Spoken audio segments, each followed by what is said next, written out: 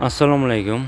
Qashqadaryo viloyati Tallikron mahallasi, Qarshi tumanidagi Tallikron mahallasida mana 505K konturda mega kungaboqar mana simichka ekilgan.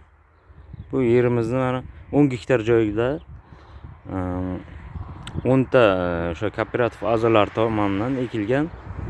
Mana yerimizning bo'yi uzunligi 500 metr. Mana eni 200 metr.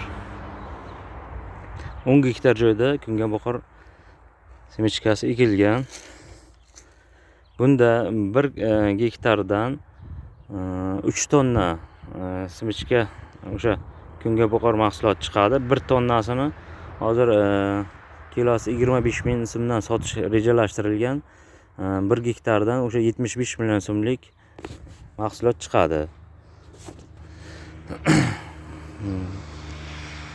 Bunda hozir 10 gektardan o'sha 750 million so'mlik daromad olish rejalashtirilgan.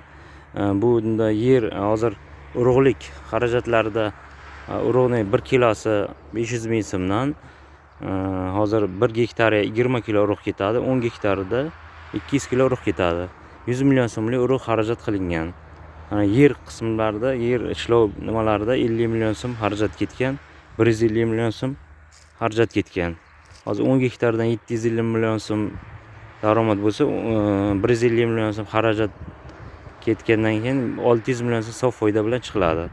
Har gektardan 60 milliondan to'g'ri keladi bir kooperativ a'zosiga.